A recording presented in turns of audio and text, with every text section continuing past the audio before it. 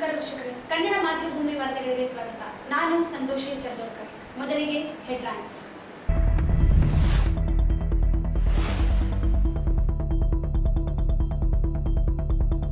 ಮಹಾನಗರ ಪಾಲಿಕೆ ಮೊದಲ ಬಜೆಟ್ ನರಸಮ್ಮ ಮಾಡಗಿರಿ ಮಂಡನೆ. 28 ಕೋಟಿ ರೂಪಾಯಿ ಉಳಿತಾಯ.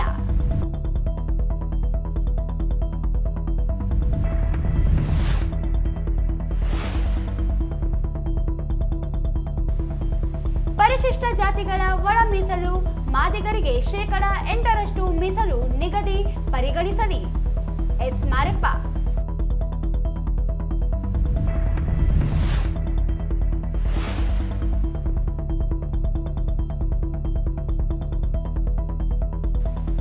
ಪರಿಶಿಷ್ಟ ಒಳ ಮೀಸಲಿಗೆ ಮತ್ತೊಂದು ಸಮೀಕ್ಷೆ ನಿರ್ಧಾರ ವಿರೋಧಿಸಿ ಪ್ರತಿಭಟನೆ.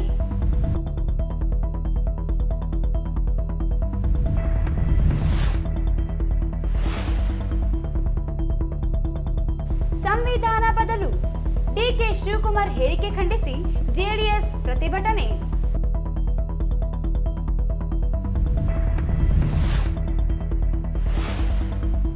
ಶ್ರೀಶೈಲ ಪಾದಯಾತ್ರಿಗಳು ಮಾರ್ಚ್ 30 ಮತ್ತು 31ರಂದು ಅನ್ನದಾಸೋಹ, ವೈದ್ಯಕೀಯ ತಪಾಸಣೆ. ಚಂದ್ರಶೇಖರ್ ಮಿರ್ಜಾಪುರ್.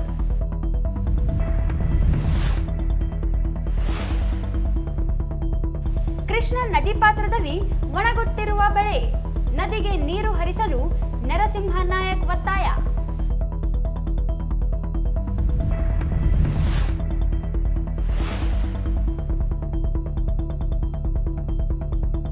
ಮಹಾರಾಷ್ಟ್ರ ಬ್ಯಾಂಕ್ ವ್ಯವಸ್ಥಾಪಕ ನರೇಂದ್ರ ರೆಡ್ಡಿಯಿಂದ ಗ್ರಾಹಕರಿಗೆ 10 ಕೋಟಿ ರೂಪಾಯಿ ವಂಚನೆ, ದೂರು ದಾಖಲು.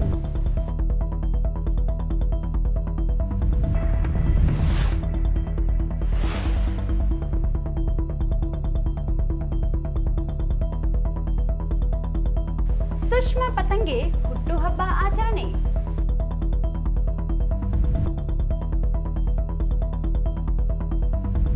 ವಾರ್ತೆಗಳ ವಿವರ. ನಗರದ ಅಭಿವೃದ್ಧಿಗೆ ಪ್ರಾಮುಖ್ಯತೆ ನೀಡುವ ನಿಟ್ಟಿನಲ್ಲಿ 2025-26ನೇ ಸಾಲಿನ ರಾಯಚೂರು ಮಹಾನಗರ ಪಾಲಿಕೆಯ ಆಯವ್ಯಯ ಬಜೆಟ್ ಸಭೆಯಲ್ಲಿ ಮಹಾನಗರ ಪಾಲಿಕೆಯ ಅಧ್ಯಕ್ಷೆ ನರಸಿಂಹರು ಮಾಡಗಿರಿ ಒಟ್ಟು 28.58 ಕೋಟಿ ಉಳಿತಾಯ ಬಜೆಟ್ ಮಂಡಿಸಿದರು. ಅವರಿಂದು ಜಿಲ್ಲಾ ಪಂಚಾಯಿತಿ ಸಭಾಂಗಣದಲ್ಲಿ ನಡೆದ ಆಯವ್ಯಯ ಸಭೆಯಲ್ಲಿ ಪುಸ್ತಕ ಸಾಲಿನ ಬಜೆಟ್ ಮಂಡಿಸಿದರು. ಅಧ್ಯಕ್ಷರ ಪರವಾಗಿ ಬಜೆಟ್ ಮಾಹಿತಿಯನ್ನು ಲೆಕ್ಕಾಧಿಕಾರಿ ದೇವೇಂದ್ರ ವಾಚಿಸಿದರು. ಇದೇ ವೇಳೆ ಪಾಲಿಕೆ ಸದಸ್ಯ ಜಯಣ್ಣ ಮಾತನಾಡಿ, ಅನೇಕ ಆಸೆಗಳನ್ನು ಜನರು ಇಟ್ಟುಕೊಂಡಿದ್ದರೂ ಮೇಲ್ದರ್ಜೆಗೆ ಪಾಲಿಕೆಯಾದ ನಂತರ ಹೊಸ ಚಿಂತನೆಗಳು ಇರುತ್ತವೆ. ಅಭಿವೃದ್ಧಿಯಲ್ಲಿ ಸವಾಲುಗಳ ಮೇಲೆ ಸವಾಲುಗಳನ್ನು ಎದುರಿಸುತ್ತಿದ್ದೇವೆ. ಜನರು ಆಶೋತ್ತರಗಳ ಮೇಲೆ ಹೆಚ್ಚಿನ ಆಲೋಚನೆ ಇರುತ್ತದೆ. ಅದರಂತೆ ಬಜೆಟ್ ಅಂಶಗಳಿವೆ ಎಂದರು. ಆಸ್ತಿ ತೆರಿಗೆ 27 ಕೋಟಿವರೆಗೂ ಆಸ್ತಿ ತೆರಿಗೆ ಪಡೆದುಕೊಳ್ಳಲಾಗುತ್ತಿದೆ. ತೆರಿಗೆಯಲ್ಲಿ ಹೆಚ್ಚಿನ ಕೆಲಸ ಮಾಡಿದಲ್ಲಿ ಇನ್ನೂ ಹೆಚ್ಚಿನ ಆದಾಯ ಸಂಗ್ರಹವಾಗಬಹುದು. ಅನಧಿಕೃತ ಮಳಿಗೆಗಳಿವೆ, ಅವುಗಳನ್ನು ಸರಿಪಡಿಸಿದಲ್ಲಿ 5 ಕೋಟಿವರೆಗೂ ಹೆಚ್ಚಿನ ತೆರಿಗೆ ಸಂಗ್ರಹವಾಗುತ್ತದೆ. ತೆರಿಗೆ ಸಂಗ್ರಹಕ್ಕೆ ಹೆಚ್ಚಿನ ಗಮನ ಹರಿಸಬೇಕು. ಸಂಪನ್ಮೂಲ ಕ್ರೋಢೀಕರಿಸುವಲ್ಲಿ ಹಿಂದೆ ಬಿದ್ದಿದ್ದೇವೆ ಎಂದರು.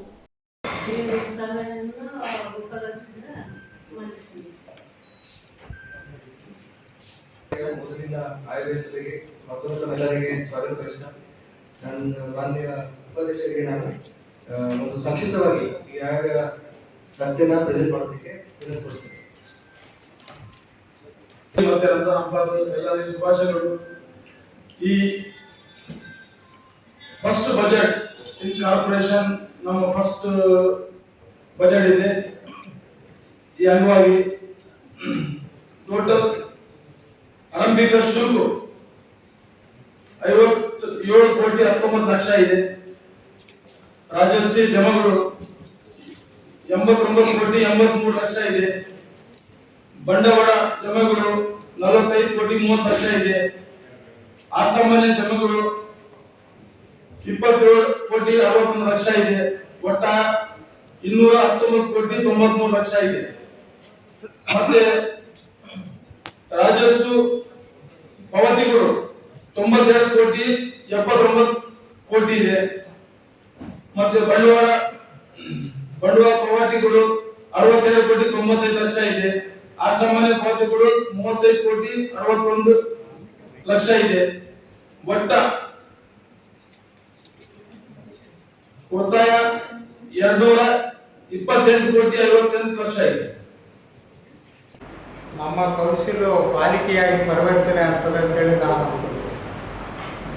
ಪ್ರಸ್ತಾಪನೆಯಲ್ಲಿ ಇತ್ತು. ನಾವು ಪಾಲಿಕೆಯ ಆಡಳಿತಕ್ಕೆ ಒಳಪಡ್ತೀವಿ ಅಂತೇಳಿ ನಾನು ಭಾವಿಸಿರಲಿಲ್ಲ. ಅನೇಕ ತಾಂತ್ರಿಕವಾದಂಥ ಕಾರಣಗಳು ಪಾಲಿಕೆಯ ಆಯವ್ಯಯ ಬಜೆಟನ್ನು ಕೂಡ ಮಂಡಿಸ್ತಿರುವುದು ಬಹುಶಃ ಅಧ್ಯಕ್ಷರಾದಂಥ ನರಸಮ್ಮ ಮಾಡಿದ್ವಿ, ಉಪಾಧ್ಯಕ್ಷರಾದ ಸಾಜಿದ್ ಸಮೀರ್ ಮತ್ತು ಹೊಸದಾಗಿ ಆಯುಕ್ತರಾಗಿ ಕ್ರಿಯಾಶೀಲವಾಗಿ ಕೆಲಸ ಮಾಡ್ತಿರುವಂಥ ಜುಬಿನ್ ಸರ್ಗೆ ಮತ್ತು ಕೌನ್ಸಿಲ್ಗೆ ಸಹ ಗೌರವ. ಅನೇಕ ಆಶೆಗಳನ್ನು ಜನ ಇಟ್ಕೊಂಡಿರ್ತಾರೆ. ನಗರಸಭೆಯಿಂದ ಮೇಲ್ದರ್ಜೆಗೆ ಪಾಲಿಕೆ ಆದ ನಂತರ ಜನ ಹೊಸ ಆಶೋತ್ತರಗಳ ಕಡೆ ಗಮನ ಕೊಟ್ಟಿರ್ತಾರೆ, ಹೊಸ ಚಿಂತನೆಗಳ ಕಡೆ ಗಮನ ಕೊಟ್ಟಿರ್ತಾರೆ, ಹೊಸ ಆಯಾಮಗಳನ್ನು ನಿರೀಕ್ಷೆ ಮಾಡ್ತಾ ಇರ್ತಾರೆ ಅಭಿವೃದ್ಧಿಯ ನಿಟ್ಟಿಗೆ. ಅವೆಲ್ಲವೂ ಕೂಡ ಬಹಳ ಸಕಾರಾತ್ಮಕವಾಗಿ ನಮ್ಮ ಚಿಂತನೆಗಳು ನಡೆಯಬೇಕು ಅನ್ನೋ ಕಾರಣಕ್ಕಾಗಿ ನಮ್ಮ ಸನ್ಮಾನ್ಯ ಜಿಲ್ಲಾಧಿಕಾರಿಗಳು ಆಡಳಿತಾಧಿಕಾರಿಗಳಾದಂಥ ಸಂದರ್ಭದಲ್ಲಿ ಶ್ರೀಮಾನ್ ನಿತೀಶ್ ಅವರು ಮತ್ತು ತದನಂತರ ಬಂದಿರುವಂಥ ಜುಬಿನ್ ಸರ್ ಅವರು ಮತ್ತು ಮೇಡಮ್ ಪ್ರೆಸಿಡೆಂಟ್ ಅವರು, ವೈಸ್ ಪ್ರೆಸಿಡೆಂಟ್ ಅವರು ಅನೇಕ ಸಲ ಅನೇಕ ಸಭೆಗಳನ್ನು ಕೂಡ ಮಾಡಿದ್ದಾರೆ. ಅನೇಕ ಬದಲಾವಣೆಗಳನ್ನು ತರಬಹುದು. ರಿಪೀಟೆಡ್ನಲ್ಲಿ ನಮ್ಮ ಆಯುಕ್ತರು ಹೇಳ್ತಾರೆ, ನಮಗೆ ಅನೇಕ ಸವಾಲುಗಳಿವೆ, ಅವನ್ನು ಎದುರಿಸಬೇಕು. ಹೌದು, ನಿಜ. ಸುಮಾರು 30 ವರ್ಷಗಳ ಕಾಲ ಈ ಆಡಳಿತದ ಸಂಪರ್ಕದಲ್ಲಿರುವಂಥ ನಾವು ಸವಾಲುಗಳ ಮೇಲೆ ಸವಾಲುಗಳನ್ನು ಎದುರಿಸ್ತಾನೆ ಬಂದಿದ್ದೀವಿ. ಮತ್ತು ಪಾಲಿಕೆ ಆದ ನಂತರ ಜನ ಚಿಂತನೆ ಬದಲಾಗ್ತದೆ. ಆಶೋತ್ತರಗಳ ಕಡೆ ಅವರ ಜಾಸ್ತಿ ಆಲೋಚನೆ ಇರ್ತದೆ. ಹಾಗಾಗಿ ಈಗ ಆ ಕಡೆ ನಾವು ಹೋಗ್ಬೇಕನ್ನುವಂಥದ್ದು ಬಜೆಟ್ನಲ್ಲಿ ಅಳವಡಿಸಿರುವಂಥ ಅಂಶಗಳನ್ನು ನೋಡಿದಾಗ ನಾವು ಗಮನಿಸ್ತಾ ಇದ್ದೀವಿ. ಇವತ್ತು ಆಸ್ತಿ ಇದಲ್ಲದೆ ವ್ಯಾಪಾರ ಪರವಾನಿಗೆ ಕಾರ್ಯ ಸರಿಯಾಗಿ ಆಗುತ್ತಿಲ್ಲ. ನಗರದಲ್ಲಿರುವ ಅಂಗಡಿ ಮುಂಗಟ್ಟುಗಳಿಗೆ ಪಾಲಿಕೆಯಿಂದ ವ್ಯಾಪಾರ ವಹಿವಾಟಿಗಾಗಿ ನೀಡಲಾಗುವ ವ್ಯಾಪಾರ ಪರವಾನಿಗೆ ಕಾರ್ಯ ತಳಮಟ್ಟದಿಂದ ಆಗಬೇಕು. ಇದರಿಂದ ಇನ್ನೂ ಹೆಚ್ಚಿನ ತೆರಿಗೆ ಸಂಗ್ರಹವಾಗುತ್ತದೆ ಎಂದರು. ವಿದ್ಯುತ್ ಶಕ್ತಿ ಮತ್ತು ಇಂಧನಕ್ಕೆ ಸಂಬಂಧಿಸಿದಂತೆ ನಾವು ಬಳಕೆ ಮಾಡಿದ್ದೆಷ್ಟು ಹಾಗೂ ಅವರು ನಮಗೆ ನೀಡಿದ ವಿದ್ಯುತ್ ಎಷ್ಟು ಎಂದು ಇರಬೇಕು. ಬಜೆಟ್ನಲ್ಲಿ ಇರಿಸಿದ ವೆಚ್ಚವನ್ನು ನೀಡಬಾರದು. ಬಳಸಿದ ವಿದ್ಯುತ್ಗೆ ವೆಚ್ಚ ಪಾವತಿಸಬೇಕು. ಖರ್ಚಿನಲ್ಲಿ ಮೀನಾಮೇಷವಾಗುತ್ತಿದೆ. ಕಾರಣ ತೆರಿಗೆ ಸಂಗ್ರಹ ಕಡಿಮೆಯಾಗುತ್ತದೆ. ತೆರಿಗೆ ಕಾರ್ಯ ಸರಿಯಾಗಿ ಆಗಬೇಕು. ಇಕ್ಕಟ್ಟಾದ ರಸ್ತೆಗಳಿಂದ ಜನರಿಗೆ ತೊಂದರೆಯಾಗುತ್ತಿದೆ. ಬೀದಿ ಬದಿ ವ್ಯಾಪಾರಿಗಳನ್ನು ವೆಂಡಿಂಗ್ ಝೋನ್ ಮಾರಾಟ ವಲಯ ಮಾಡಬೇಕು. ಈ ಕಾರ್ಯಕ್ರಮ ತಕ್ಷಣ ತೆಗೆದುಕೊಳ್ಳಬೇಕು. ಸಮತೋಲನ ಕಾಪಾಡಲಾಗಿದೆ. ಜನರಿಗೆ ಧಕ್ಕೆಯಾಗದ ರೀತಿಯಲ್ಲಿ ತೆರಿಗೆ ಪರಿಷ್ಕರಣೆಯಾಗಬೇಕು.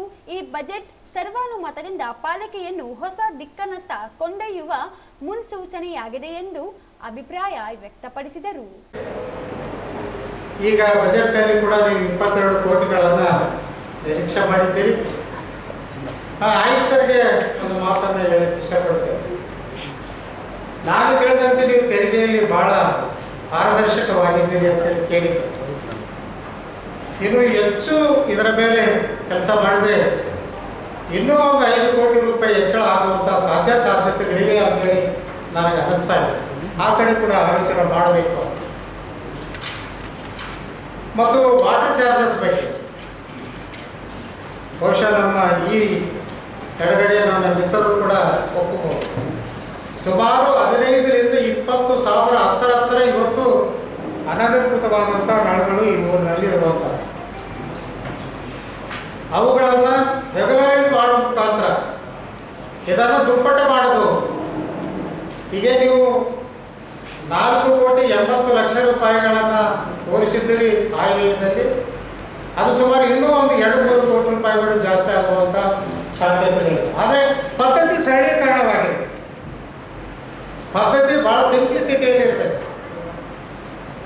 ನಿಮ್ಮ ಕಚೇರಿಯ ಸಿಬ್ಬಂದಿ ಸ್ಥಳಕ್ಕೆ ಹೋಗಬೇಕು ಅಥವಾ ಅರ್ಜಿಗಳನ್ನು ಕರೀಬೇಕು, ಆ ಬಡಾವಣೆಗೆ ಹೋಗಬೇಕು, ಅಲ್ಲಿ ನಮ್ಗೆ ಏನು ಟ್ಯಾಕ್ಸ್ ಬರೋದು ತುಂಬಿಸ್ಕೊಳ್ಬೇಕು, ರೆಗ್ಯುಲರೈಸ್. ಎಲ್ಲೋ ಒಂದು ಕಡೆ ಸಮಸ್ಯೆಗೆ ನಾವು ಇತಿಶ್ರೀ ಆಗಬೇಕಾಗಿದೆ. ಹಾಗಾಗಿ ಇಲ್ಲಿ ಇನ್ನೂ ಆದಾಯ ಹೆಚ್ಚು ಬರುವಂಥ ಲಕ್ಷಣಗಳಿವೆ. ಆ ಕಡೆ ಗಮನ ಕೊಡಬೇಕು ಅನ್ನುವಂಥದ್ದು ನಾನು ನಗರಸಭಾ ಆಡಳಿತಕ್ಕೆ ಮಾರ್ಗದರ್ಶನ ಮಾಡಲಿಕ್ಕೆ ಇಷ್ಟಪಡ್ತಾ ಇದ್ದೀನಿ. ಇದೇ ವೇಳೆ ಸದಸ್ಯ ಇ ಶಶಿರಾಜ್ ಮಾತನಾಡಿ, ಬಜೆಟ್ನ ಆಯವ್ಯಯ ಸಭೆಯು ಬಹಳ ಅಚ್ಚುಕಟ್ಟಾಗಿ ಜರುಗಿದ್ದು, ನಗರಸಭೆಯಿಂದ ಪಾಲಿಕೆಯಾಗಿ ಮೇಲ್ದರ್ಜೆಗೇರಿದ ನಂತರ ಇದೇ ಮೊದಲ ಆಯವ್ಯಯವಾದ್ದರಿಂದ ಪ್ರತಿಯೊಂದು ಅಂಶವನ್ನು ಬಜೆಟ್ನಲ್ಲಿ ಪರಿಗಣಿಸಬೇಕು. ಪಾಲಿಕೆಯು ಆಡಳಿತ ಕಚೇರಿಯು ಹಳೆ ಜಿಲ್ಲಾಧಿಕಾರಿ ಕಚೇರಿಯಲ್ಲಿದ್ದು, ಅಲ್ಲಿ ಸದಸ್ಯರಿಗೆ ಕುಳಿತುಕೊಳ್ಳಲು ಯಾವುದೇ ವ್ಯವಸ್ಥೆ ಇಲ್ಲ. ಕೂಡಲೇ ಪಾಲಿಕೆ ಸದಸ್ಯರಿಗೆ ಆಯುಕ್ತರ ಕಚೇರಿಯಲ್ಲಿ ಕುಳಿತುಕೊಳ್ಳಲು ಪ್ರತ್ಯೇಕ ಕೊಠಡಿಯ ವ್ಯವಸ್ಥೆ ಮಾಡಬೇಕು ಎಂದರು. ಸದಸ್ಯರೆಲ್ಲ ಇದ್ದೀವಿ. ಇದು ನಮ್ಗಷ್ಟು ಲಾಸ್ಟ್ ಬಜೆಟ್ ನಮ್ಗೆ ಅನಿಸ್ತಾ ಇದೆ. ಈ ಸರಿ ನಮಗೆ ಆಯ್ಕೆ ಬಂದಿದೆ, ಯಾಕಂದ್ರೆ ನವೆಂಬರ್ಗೆ ನಮ್ಮ ಅವಧಿ ಮುಗಿಬೋದು. ಹಂಗಾಗಿ ನಮ್ಮ ಕಡೆಯ ಬಜೆಟ್, ಆಮೇಲೆ ಮಹಾನಗರ ಪಾಲಿಕೆ ಮಹಾಪೌರರ ಮೊದಲ ಮತ್ತು ಕಡೆಯ ಬಜೆಟ್ ಆಗ್ಬೋದು ಅಂತ ಅನಿಸ್ತಾ ಇದೆ. ಮತ್ತೆ ನಮ್ಮ ಇದು ಇನ್ನೊಂದು ಕೆರೆ ಅಭಿವೃದ್ಧಿ, ಇದು ಏನೋ ಸ್ಲಮ್ಸ್ ಜೊತೆಗೆ ಕೆರೆ ಅಭಿವೃದ್ಧಿಗಳು ಆಡಳಿತ ಕೊಟ್ಟು ಅಂತ ಈ ಕೆರೆಗಳೆಲ್ಲ ನಮ್ಮನ್ನ ಬರ್ತದ, ಆ ದುಡ್ಡು ನಾವೇ ಕಲೆಕ್ಷನ್ ಮಾಡ್ಬೇಕಂತ ನಮ್ಮ ವಿಚಾರ ಇದೆ. ಅದು ನಾವು ಆರ್ಡಿನಲ್ಲಿ ಹೋದಾಗ ಸ್ಲಮ್ಸ್ ಜೊತೆ ಕೆರೆ ಅಭಿವೃದ್ಧಿ ಅಂತ ಫೀಸ್ ಹೋಗ್ತಾ ಇದ್ದೀವಿ. ಕೆರೆ ಅಭಿವೃದ್ಧಿ ಅವ್ರಿಗೆ ಯಾಕೆ ಕೊಡಬೇಕು? ನಾವು ಅಭಿವೃದ್ಧಿ ಮಾಡ್ತಾ ಇದ್ದೀವಿ ಕೆರೆಗಳನ್ನ, ನಮ್ಮ ವ್ಯಾಪ್ತಿಯಲ್ಲಿ ಕೆರೆ ಬರ್ತಾ ಇದೆ. ಹಾಗಾಗಿ ಕೆರೆ ಅಭಿವೃದ್ಧಿ ಏನು ಟ್ಯಾಕ್ಸ್ ಕೂಡ ಇದೆ, ಅದು ಕೂಡ ಮಹಾನಗರ ಪಾಲಿಕೆಗೆ ಬರಬೇಕು. ಆಮೇಲೆ ಮಹಾಪೌರರೇ ಏನು ಮೊನ್ನೆ ನಮ್ಮ ಮಾಜಿ ಅಧ್ಯಕ್ಷರಾದ ನೀರಣ್ಣ ಸಾಹೇಬರು, ಮಾಜಿ ಶಾಸಕರು ಎ ಪಾಪರೆಡ್ಡಿ ಅವರು 1990ರಲ್ಲಿ ಲಿಪ್ರಸಿ ಕಾಲನಿ, ಕುಷ್ಠರೋಗಗಳ ಕಾಲನಿ ಅಂತ ಒಂದು ಕಾಲನಿ ವಾರ್ಡ್ ನಂಬರ್ 13 ಅಲ್ಲಿ ಏನಾಗಿದೆ, ಸ್ಲಮ್ಗಳಿಂದ ಮನೆ ಕಟ್ಟಬೇಕಂದ್ರೆ ಅಲ್ಲಿ ಸ್ಲಮ್ ಇಲ್ಲ. ವಾಜಪೇಯಿ ವಸತಿ ಯೋಜನೆ ಕಟ್ಟಬೇಕಂದ್ರೆ ಅದರಲ್ಲಿ ಈ ಕಾಲಗಳು ಬರ್ತಾ ಇಲ್ಲ. ಹಂಗಾಗಿ ಇದು ಸುಮಾರು ಅವಾಗ 1990ರಲ್ಲಿ ಆಶ್ರಯ ಕಾಲನಿ ಕಟ್ಟಿದಂಥ ಮನೆಗಳು ಬೀಳುವ ಪರಿಸ್ಥಿತಿ ಇದೆ. ಕೇಳಿ, ಆ ಸೋಮಲ್ಲದು ಆ ಕುಷ್ಠರೋಗಿಗಳ ಕಾಲದಿಂದ ಇದೆ, ಬಹಳ ಹಳೆಯ ಕಾಲದ್ದು. ಅಲ್ಲಿ ಸ್ಲಮ್ ಅಂದ್ರೆ ನಮ್ಗೆ ಹೇಳೋ ಉದ್ದೇಶ ಏನಂದ್ರೆ, ಅಲ್ಲಿ ಅವರಿಗೆ ಅವಾಗ 1990ರಲ್ಲಿ ಕಟ್ಟಿದಾಗಿಂದ ಎಲ್ಲ ತೀನ್ಸಿಟ್ಟು ಮನೆ ಬೀಳುವ ಪರಿಸ್ಥಿತಿಯಲ್ಲಿದೆ. ಅಲ್ಲಿ ಒಂದು ಸಮುದಾಯ ಭವನ ಅದು ಬೀಳುವ ಪರಿಸ್ಥಿತಿ. ಹಾಗಾಗಿ ಅವ್ರಿಗೆ ಯಾವುದೇ ರೀತಿ ಬೇರೆ ಅನುದಾನ ಉಪಯೋಗ ಆಗಲಾದ ಕಾರಣ ಇದೊಂದು ವಿಶೇಷ ಪ್ರಕರಣ ತಗೊಂಡು ಸುಮಾರು 1 ಕೋಟಿ ಅನುದಾನ ಅವ್ರಿಗೆ ಮೀಸಲಿಟ್ಟು, ಯಾಕಂದ್ರೆ ಅವರು ಬಹಳ ಶೋಚನೀಯ ಸ್ಥಿತಿಯಲ್ಲಿದೆ ಸರ್. ಇವೆಲ್ಲ ಮನೆ ಮಹಾಪೌರರು ನೀವೆಲ್ಲ ಹೋಗ್ಬೋದು, ತುಂಬ ಒಳ್ಳೆಯದು. ಹಾಗಾಗಿ ಅಲ್ಲಿ ಅವ್ರಿಗೆ ಯಾವುದೇ ರೀತಿ ಬೇರೆ ಅನುದಾನ ಉಪಯೋಗ ಆಗ್ತಾ ಇಲ್ಲ. ಅದನ್ನ ಡೆವಲಪ್ಮೆಂಟ್ ಮಾಡೋ ಉದ್ದೇಶದಿಂದ ಅದಕ್ಕಾಗಿ ಒಂದು ಇದರಲ್ಲಿ ಏನಾದ್ರು ಮೀಸಲಿಡಕ್ಕೆ ಅವಕಾಶ ಇದ್ರೆ ನಗರಸಭೆ ಅನುದಾನ ಅಥವಾ ಹ್ಯಾಂಡಿಕ್ಯಾಪ್ 3% ಇದೆ, ಯಾವ್ದು ನೋಡಿದ್ರೆ ಯಾವ್ದು ಅನುಕೂಲ ಆಗ್ತದೆ ಅದೊಂದು ಇಡಬೇಕಂತ ಒಂದು.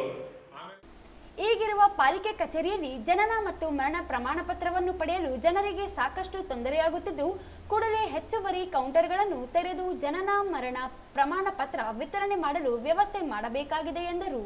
ಇದೇ ವೇಳೆ ಎನ್.ಕೆ. ನಾಗರಾಜ್ ಮಾತನಾಡಿ, ಸಾರ್ವಜನಿಕ ಉದ್ಯಾನವನ ಹಾಗೂ ಮಾವನಕೆರೆ ಉದ್ಯಾನವನವನ್ನು ಅಭಿವೃದ್ಧಿಪಡಿಸಲು ಪಾಲಿಕೆ ಮುಂದಾದಲ್ಲಿ ಬೇಸಿಗೆ ರಜೆಯ ಹಿನ್ನೆಲೆ ಮಕ್ಕಳಿಗೆ ಅನುಕೂಲವಾಗಲಿದೆ. ಇದಲ್ಲದೆ ಪರಿಶಿಷ್ಟ ಜಾತಿ, ಪರಿಶಿಷ್ಟ ಪಂಗಡಕ್ಕೆ ಬಜೆಟ್ನಲ್ಲಿ ಹೆಚ್ಚಿನ ಒತ್ತು ನೀಡಬೇಕಾಗಿತ್ತು ಎಂದು ತಿಳಿಸಿದರು.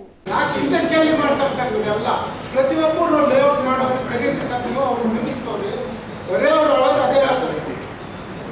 ತಿದ್ದುಪಡಿ, ಆಮೇಲೆ ಅವ್ರ ಹತ್ರ ಬಂದ ಅಪ್ಲಿಕೇಶನ್ ಹಾಕಿದ್ರೆ 100 ಕೊಟೇಶನ್ ಆದರೆ 10 ತಿದ್ದುಪಡಿ ಮಾಡ್ತಾರೆ. ಯಾರಿಗೆ ಅರ್ಜೆಂಟ್ ಇರ್ತದೆ ಅವರು ಅಲ್ಲ ಇಷ್ಟು ಡಿಮ್ಯಾಂಡ್ ಮಾಡ್ತಾರೆ ಸರ್. ವ್ಯಾಪಾರ ಮಾಡೋರು ಹಾಕೊಂತ ಹೋಗ್ತಾರೆ. ಸರಿ ನೆಕ್ಸ್ಟ್ ಎಲ್ಲ ಮಾತಾಡೋದಲ್ಲ, ಒಂದೇ ನಿಮಿಷ ನಾನು ಹೇಳ್ತೀನಿ ಕರೆಕ್ಟ್. ಅದನ್ನ ಯಾಕೆ ಇಂಟೆನ್ಷನ್ಲಿ ಮಾಡ್ತಾರೆ ಅಂತವ್ರು ಸಸ್ಪೆಂಡ್ ಮಾಡ್ಬೇಕು ಸರ್. ನಾವೇ ಮತ್ತೆ 100 ಸಲ ತಿಂತೀವಿ ಸರ್. ಅವ್ರ ಹತ್ರ ಹೇಳ್ತೀವಿ ಒಂದು ತಿದ್ದುಪಡಿ ಇದೆ, 2 ವರ್ಷ ಆಗಿದೆ ಸರ್. ಬಹಳ ಅತ್ಯುತ್ತಮವಾದ ಬಜೆಟ್ ಅಂತ ಹೇಳೋದು ನಾನು 2 ಸಲ ಹೇಳಲು ಇಷ್ಟಪಡ್ತೀನಿ. ಅದೇ ರೀತಿಯಾಗಿ ನಮ್ಮ ಸೆಷನ್ ಹೇಳೋದು ಇದು ನಮ್ಮ ಕೊನೆಯ ಬಜೆಟ್ ಆಗ್ಬೋದು, ಅಧ್ಯಕ್ಷರು ಉಪಾಧ್ಯಕ್ಷರು ಆಗ್ಬೋದು. ಇದು ಈಗಾಗಲೇ ಹೇಳೋದು ರಾಯಚೂರಿನ ನಾಗರಿಕರು ಬಹಳ ನಿರೀಕ್ಷೆಯಲ್ಲಿ ಇರುವಂತಹ ಒಂದು ದೊಡ್ಡದಾದಂತಹ ಅಳವಡಿಕೆ ಮಾಡಬೇಕಾಗಿತ್ತು ನನ್ನ ಒಂದು ವಿನಂತಿ. ಮುಖ್ಯವಾಗಿ ಈಗಾಗಲೇ ಬೇಸಿಗೆ ಕಾಲದಲ್ಲಿ ಇನ್ನೂ ಒಂದು ತಿಂಗಳಾದರೆ ಮಳೆಗಾಲ ಬರ್ತದೆ. ಮಳೆಗಾಲ ಸಂದರ್ಭ ಬಂದಾಗ ಮುಖ್ಯವಾಗಿ ನಮ್ಮ ವಾರ್ಡ್ 21ರಿಂದ ಸ್ಟಾರ್ಟ್ ಆಗ್ತದ. ಸಿಯಾತಲ್ ಆಗಿರ್ಬೋದು, ಬರುವಂಥ ಬಸವ ಸರ್ಕಲ್ ಆಗಿರ್ಬೋದು. ಈಗೆಲ್ಲ ಪ್ರಿಕಾಷನ್ಸ್ ಆಗಿ ಮಳೆ ನೀರನ್ನ ನಿಲ್ಲಾರ್ದಂಗ ಒಂದು ಬಜೆಟಲ್ಲಿ ಒಂದು ಹೈವೇ ಆಗಬೇಕಾಗಿತ್ತು. ಯಾಕಂದ್ರೆ ರಾಜಕಾರಣಿಗಳು ಈಗಾಗಲೇ ದುರಸ್ತ ಆಗಿವೆ. 20-22 ವರ್ಷಗಳಿಂದ ರಾಜಕಾರಣ ಕಟ್ಟಿದ್ದಾರೆ. ಪ್ರತಿ ಸಲ ನಾವು ಏನು ಮಾಡ್ತೀವಿ, ಮೇಲ್ಮೇಲೆ ನಾವು ಅದನ್ನು ತೆಗ್ತೀವಿ, ಬಿಡ್ತೀವಿ. ಆದರೆ ಈ ಒಂದು ಬಜೆಟ್ನಲ್ಲಿ ಈಗ ಹಿರಿಯ ಸದಸ್ಯರು ಗಮನ ಮಾಡಬೇಕಾಗಿತ್ತು. ಯಾಕಂದ್ರೆ ಎಸೆನ್ಷಿಯಲ್ ಇತ್ತು. ಯಾಕಂದ್ರೆ ಜನಗಳಿಗೆ ನಾವು ಮೇನು ತಿರುಗಾಡಕ ಮಳೆಗಾಲದಲ್ಲಿ ನಮಗೆ ಬಹಳ ಎಸೆನ್ಷಿಯಲ್ ಇದ್ದಂಥ ಜಾಗ ಆಗಿರ್ಬೋದು. ಗಂಜ್ ಸರ್ಕಲ್ ಇಂದ ಗದೋಲ್ ಹಾಗೆ ಅಲ್ಲಿ ಜಾಸ್ತಿ ಜನ ತಿರುಗಾಡ್ತಾರೆ. ಅಲ್ಲಿ ನಾವು ನಮ್ಮ ಒಂದು ಗಮನ ಆಗಬೇಕಾಗಿತ್ತು. ಅದೊಂದು ಮನವಿ. ಜೊತೆಯಾಗಿ ಏನು ರಾಯಚೂರಿನಲ್ಲಿ ಪಬ್ಲಿಕ್ ಗಾರ್ಡನ್ ಇದೆಲ್ಲ, ಪಬ್ಲಿಕ್ ಗಾರ್ಡನ್ ಸೇರಿಕೊಂಡು ಆನ್ ಸೇರಿಕೊಂಡು ಅದು ಮೊದಲು ರೆವೆನ್ಯೂ ಬರ್ತಿತ್ತು. ಯಾಕಂದ್ರೆ ಮಾತ್ರ ನಾವು ಜೀರ್ಣೋದ್ಧಾರ ಮಾಡಿ ಅದನ್ನು ನಾವು ಸಭೆಯಲ್ಲಿ 2025-26ನೇ ಸಾಲಿಗೆ ಒಟ್ಟು 89.83 ಕೋಟಿ ರೂಪಾಯಿಗಳ ರಾಜಸ್ವ ಜಮೆ, 45.30 ಕೋಟಿ ರೂಪಾಯಿಗಳ ಬಂಡವಾಳ ಜಮೆ, 27.61 ಕೋಟಿ ರೂಪಾಯಿಗಳ ಅಸಾಮಾನ್ಯ ಜಮೆ ಸೇರಿ ಒಟ್ಟು 219.93 ಕೋಟಿ ರೂಪಾಯಿಗಳ ಜಮೆಗೆ ಒಪ್ಪಿಗೆ ಸೂಚಿಸಲಾಯಿತು. ಇದಲ್ಲದೆ 92.79 ಕೋಟಿ ರಾಜಸ್ವ ಪಾವತಿ, 62.95 ಕೋಟಿ ರೂಪಾಯಿಗಳ ಬಂಡವಾಳ ಪಾವತಿ ಹಾಗೂ 35.61 ಕೋಟಿ ರೂಪಾಯಿಗಳು ಸೇರಿ ಒಟ್ಟು 191.35 ಕೋಟಿ ರೂಪಾಯಿಗಳ ಪಾವತಿಗೂ ಸದಸ್ಯರು ಒಪ್ಪಿಗೆ ಸೂಚಿಸಿದರು. 100 ಖಾತಾ ಎಷ್ಟು ಮಾಡಿದ್ರೆ ಬರೀ 10 ನಿಮಗೆ ಕಲೆಕ್ಷನ್ ಮಾಡಿದ್ರೆ ಬಿಡ್ತೀವಿ, ಯಾಕಂದ್ರೆ ಈ ಹ್ಯಾರೆಸ್ಮೆಂಟ್ ಆಗಬಾರ್ದು ಅಂತ ಹೇಳಿ. ಸೊ ಈಗ ನಾವು ಒಂದು ಆಡಳಿತವಾಗಿ ಒಂದು ಸ್ಟ್ಯಾಂಡರ್ಡ್ ಸೆಟ್ ಮಾಡ್ತಾ ಇದ್ದೀವಿ. ನಾವೆಲ್ಲ ಹಿರಿಯ ಸದಸ್ಯರು ಹೇಳಿದಾಗೆ ಮುಂದಿನ ದಿನಗಳಲ್ಲಿ ಯಾರು ಹೈಯೆಸ್ಟ್ ತಪ್ಪು ಮಾಡ್ತಾರೆ ಅವರ ಮೇಲೆ ಖಂಡಿತ ಕ್ರಮ ಆಗಲಿ.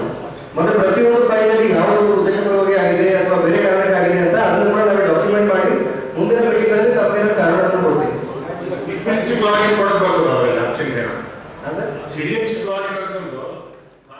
ಸಭೆಯಲ್ಲಿ ಉಪ ಮಹಾಪೌರ ಸಾಜಿದ್ ಸಮೀರ್, ಆಯುಕ್ತ ಜುಬಿನ್ ಮಹೋಪಾತ್ರ ಇದ್ದರು. ಸದಸ್ಯರುಗಳು, ಅಧಿಕಾರಿಗಳು ಭಾಗವಹಿಸಿದ್ದರು.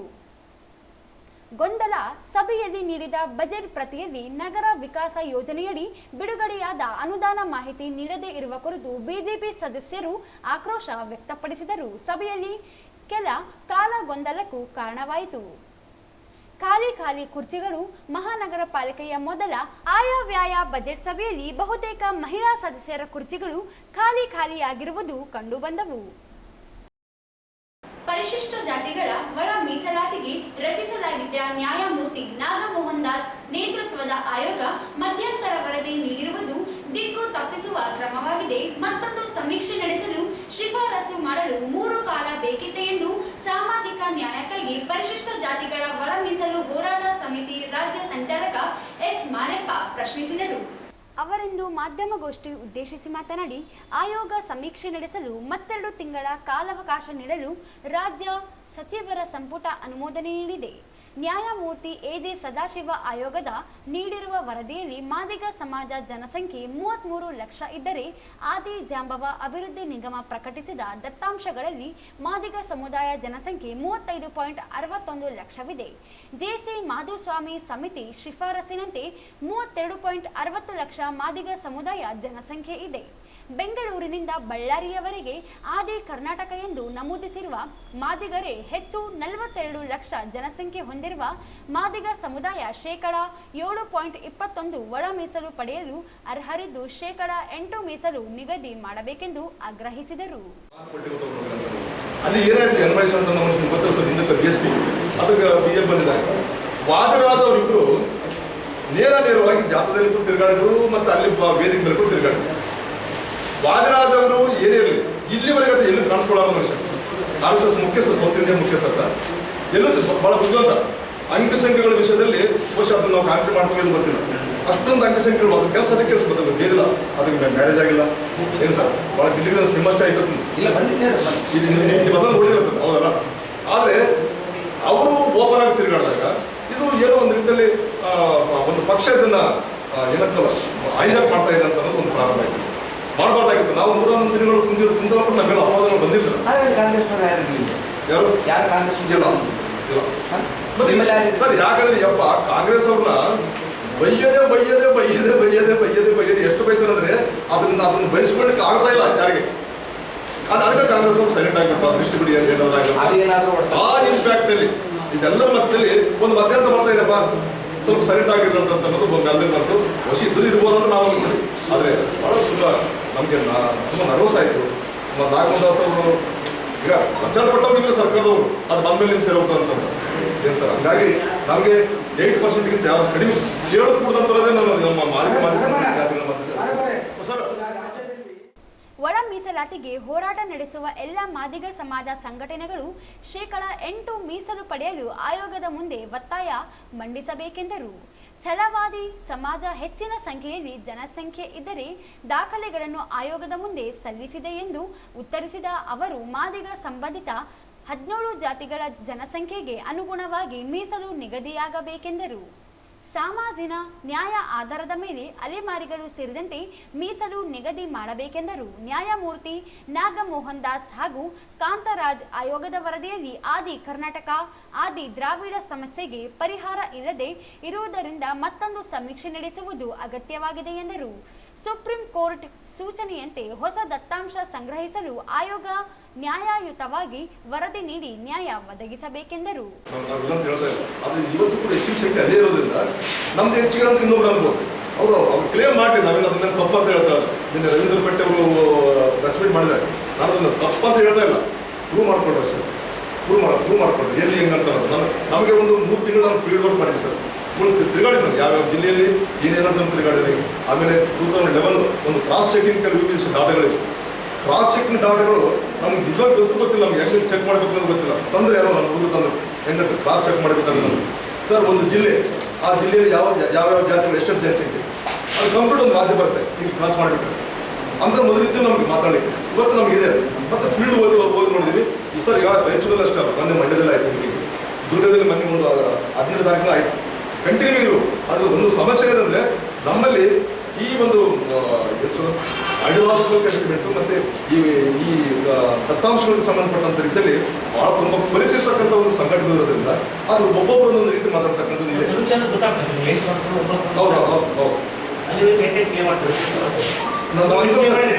ಹೌದು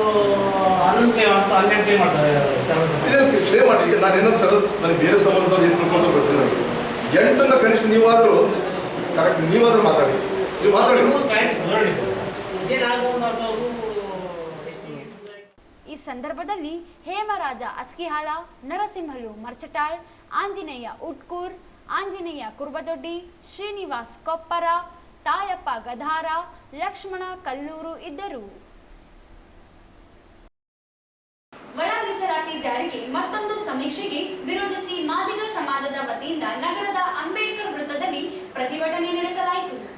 ಒಳ ಮೀಸಲಾತಿಗೆ ಕಾಲಹರಣ ಮಾಡುತ್ತಿರುವ ಕಾಂಗ್ರೆಸ್ ಸರ್ಕಾರದ ವಿರುದ್ಧ ಆಕ್ರೋಶ ಹೊರಹಾಕಿದರು. ಮುಖ್ಯಮಂತ್ರಿ ಸಿದ್ದರಾಮಯ್ಯ, ಉಪಮುಖ್ಯಮಂತ್ರಿ ಡಿಕೆ ಶಿವಕುಮಾರ್ ವಿರುದ್ಧ ಘೋಷಣೆ ಹಾಕಿದರು. ಒಳ ಮೀಸಲಾತಿ ಜಾರಿಗೆ ವಿಳಂಬ ಮಾಡಲು ಮತ್ತೊಂದು ಸಮೀಕ್ಷೆಗೆ ಮುಂದಾಗಿದ್ದನ್ನು ವಿರೋಧಿಸಿದರು.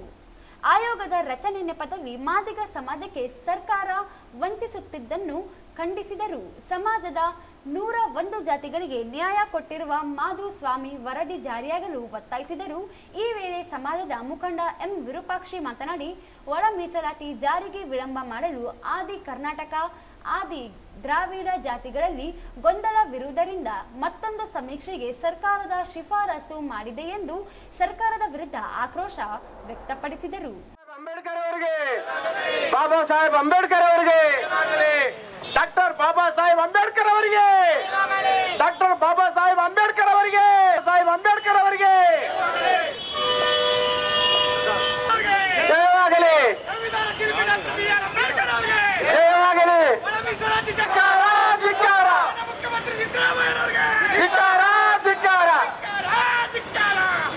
ಸರ್ಕಾರಕ್ಕೆ ಧಿಕ್ಕಾರ. ಜಾರಿ ಮಾಡಿದ ಸಿದ್ದರಾಮಯ್ಯನಿಗೆ, ನ್ಯಾಯ ವಂಚಿತ ಸಿದ್ದರಾಮಯ್ಯನಿಗೆ, ಒಬ್ಬಟ ಸಮಾಜವಾದಿ ಸಿದ್ದರಾಮಯ್ಯನಿಗೆ, ನೀಚ ಸಂಸ್ಕೃತಿ ಒಳ ಮೀಸಲಾತಿ ಮಾಡಿದ ಸಿದ್ದರಾಮಯ್ಯನಿಗೆ, ಕಾಂಗ್ರೆಸ್ ಪಕ್ಷಕ್ಕೆ, ಮಾದಿಗರಿಗೆ ಮಾಡಿದ ಕಾಂಗ್ರೆಸ್ ಪಕ್ಷ ಜಾರಿಗೆ ಮಾಡಿದ ಸಿದ್ದರಾಮಯ್ಯನಿಗೆ. ಸುಪ್ರೀಂ ಕೋರ್ಟ್ ಆದೇಶ ನೀಡಿ 7 ತಿಂಗಳ ಗತಿಸಿದರೂ ಸರ್ಕಾರ ಒಳ ಮೀಸಲಾತಿಗೆ ಜಾರಿಗೆ ಮುಂದಾಗದೆ ನಿರ್ಲಕ್ಷ್ಯ ವಹಿಸುತ್ತಿದೆ. ಹರಿಯಾಣ ಸರ್ಕಾರ ಈಗಾಗಲೇ ಜಾರಿ ಮಾಡಿದೆ. ಆಂಧ್ರ ತೆಲಂಗಾಣ ರಾಜ್ಯದಲ್ಲಿ ಜಾರಿಗೆ ಆದೇಶ ಮಾಡಿದೆ. ಆದರೆ ಕಾಂಗ್ರೆಸ್ ಸರ್ಕಾರದ ರಾಜ್ಯದಲ್ಲಿ ಒಳ ಮೀಸಲಾತಿ ಜಾರಿಗೆ ನೆಪ ಹುಡುಕುತ್ತಾ ವಿಳಂಬ ಮಾಡುತ್ತಿದೆ ಎಂದು ದೂರಿದರು. ಒಳ ಮೀಸಲಾತಿ ಜಾರಿಗೆ ಆಯೋಗ ಮಾಡಲು 3 ತಿಂಗಳ ಸಮಯ ವ್ಯರ್ಥ ಮಾಡಿತ್ತು. ಅಧ್ಯಕ್ಷರ ನೇಮಕ್ಕೆ 2 ತಿಂಗಳು ವಿಳಂಬ.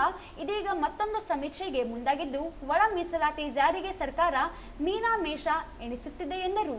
ಒಳ ಮೀಸಲಾತಿ ಜಾರಿಗೆ ಆಯೋಗ ರಚನೆ ಬೇಡಿಕೆಯಲ್ಲ, ಒಳ ಮೀಸಲಾತಿ ಜಾರಿಗೆ ಸರ್ಕಾರಕ್ಕೆ ಆಗ್ರಹಿಸಿದರು. ಕುರಿತಾಗಿ ಹೇಳಿಲ್ಲ, ಬದಲಾಗಿ ಆದಿ ಕರ್ನಾಟಕ ಏಕೆ ಆದಿ ದ್ರಾವಿಡ ಏಡಿ ಜಾತಿಗಳಲ್ಲಿ ಗೊಂದಲವಿರುವುದರಿಂದ ಮತ್ತೊಂದು ಸಮೀಕ್ಷೆ ಮಾಡಬೇಕೆಂದು ಸರ್ಕಾರಕ್ಕೆ ಶಿಫಾರಸು ಮಾಡಿದೆ. ಸಮೀಕ್ಷೆಯನ್ನು ವಿವರಗಳು ಮತ್ತು ನಿವಾರಣೆ ಮಾಡಲು ಸಮಿತಿ ರಚಿಸಬೇಕೆಂದು ಆಯೋಗ ಹೇಳಿದೆ. ಆಗಸ್ಟ್ 1ರಂದು ಸುಪ್ರೀಂ ಕೋರ್ಟ್ ತೀರ್ಪು ಬಂದು ಒಳ ಮೀಸಲಾತಿ ಜಾರಿ ಮಾಡುವ ಅಧಿಕಾರ ರಾಜ್ಯಗಳಿಗೆ ದಕ್ಕಿದ ತರುವಾಯ ಅತ್ಯಂತ ನಿಧಾನಗತಿಯಲ್ಲಿ ತಗೊಳ್ಳುತ್ತಿರುವ ಸರ್ಕಾರ ಎಂದರೆ ಅದು ಕರ್ನಾಟಕ ರಾಜ್ಯ ಸರ್ಕಾರ. ಹರಿಯಾಣದ ಬಿಜೆಪಿ ಸರ್ಕಾರ ತೀರ್ಪು ಬಂದ ಒಂದೇ ವಾರದಲ್ಲಿ ಒಳ ಮೀಸಲಾತಿ ಜಾರಿ ಮಾಡಿತು. ತೆಲಂಗಾಣದ ಕಾಂಗ್ರೆಸ್ ಸರ್ಕಾರ, ಆಂಧ್ರಪ್ರದೇಶ ತೆಲುಗು ದೇಶಂ ಸರ್ಕಾರಗಳು ಒಳ ಮೀಸಲಾತಿ ಜಾರಿ ಮಾಡಲು ಆದೇಶ ಮಾಡಿದೆ. ಕರ್ನಾಟಕ ಕಾಂಗ್ರೆಸ್ ಸರ್ಕಾರ ನೆಪ ಹುಡುಕುತ್ತಾ ಮೀನಾಮೇಷ ಎಣಿಸುತ್ತಿದೆ. ಆಯೋಗ ಮಾಡುವುದಾಗಿ ಹೇಳಲು 3 ತಿಂಗಳ ಸರ್ಕಾರ ವ್ಯಯ ಮಾಡಿತ್ತು. ಆಯೋಗ ಅಧ್ಯಕ್ಷರನ್ನು ನೇಮಿಸಲು ಮತ್ತೆ 2 ತಿಂಗಳಾಯಿತು. ಆಯೋಗ ರಚಿಸಬೇಕೆನ್ನುವ ಮಾದಿಗರ ಬೇಡಿಕೆ ಆಗಿತ್ತು. ಈ ಸಂದರ್ಭದಲ್ಲಿ ಸಮಾಜದ ಮುಖಂಡರಾದ ರವೀಂದ್ರ ಜರದಾರ್, ರಾಜು ಎಸ್, ಭೀಮಣ್ಣ ಮಂಚಾಲಿ, ಮೌನೇಶ್, ಸುಭಾಷ್, ರಾಘವೇಂದ್ರ, ಭೀಮಯ್ಯ ಸೇರಿದಂತೆ ಅನೇಕರು ಇದ್ದರು. ಸಂವಿಧಾನದ ಬಗ್ಗೆ ಅಗೌರವದಿಂದ ಮಾತನಾಡಿದ ಕಾಂಗ್ರೆಸ್ ಪಕ್ಷದ ರಾಜ್ಯಾಧ್ಯಕ್ಷ ಹಾಗೂ ಉಪಮುಖ್ಯಮಂತ್ರಿ ಡಿಕೆ ಶಿವಕುಮಾರ್ ಮೇಲೆ ಶಿಸ್ತು ಕ್ರಮಕ್ಕೆ ಆಗ್ರಹಿಸಿ ಜಿಲ್ಲಾ ಜೆಡಿಎಸ್ ಪಕ್ಷದ ಪರಿಶಿಷ್ಟ ಜಾತಿ ವಿಭಾಗದ ವತಿಯಿಂದ ನಗರದ ಅಂಬೇಡ್ಕರ್ ವೃತ್ತದಲ್ಲಿ ಪ್ರತಿಭಟನೆ ನಡೆಸಿದರು. ರಾಜ್ಯದ ಉಪಮುಖ್ಯಮಂತ್ರಿ ಡಿಕೆ ಶಿವಕುಮಾರ್ ಸಂವಿಧಾನಕ್ಕೆ ಅಗೌರವದಿಂದ ಮಾತನಾಡಿದ್ದನ್ನು ಖಂಡಿಸಿದರು. ಅಲ್ಪಸಂಖ್ಯಾತರನ್ನು ತುಷ್ಟೀಕರಣ ಮಾಡುವ ಸಂದರ್ಭದಲ್ಲಿ ಸಂವಿಧಾನವನ್ನು ಸಾಧ್ಯವಾದರೆ ಬದಲಾವಣೆ ಮಾಡುತ್ತೇವೆ ಎಂದು ಹೇಳಿದ ಡಿಕೆ ಶಿವಕುಮಾರ್ ವಿರುದ್ಧ ಘೋಷಣೆ ಹಾಕಿದರು. ಸಂವಿಧಾನದ ವಿರೋಧಿಯಾಗಿರುವ ಕಾಂಗ್ರೆಸ್ ಸರ್ಕಾರದ ವಿರುದ್ಧ ಆಕ್ರೋಶ ವ್ಯಕ್ತಪಡಿಸಿದರು. ಸಂವಿಧಾನಕ್ಕೆ ಅಗೌರವ ಹಾಗೂ ಬದಲಾವಣೆ ಮಾತನಾಡಿದ್ದಕ್ಕೆ ಮುಖ್ಯಮಂತ್ರಿ ಸಿದ್ದರಾಮಯ್ಯ ಡಿಕೆ ಶಿವಕುಮಾರ್ ವಿರುದ್ಧ ಶಿಸ್ತು ಕ್ರಮ ಕೈಗೊಳ್ಳಲು ಆಗ್ರಹಿಸಿದರು. ಸಂವಿಧಾನ ಮಾತೆತ್ತಿದರೆ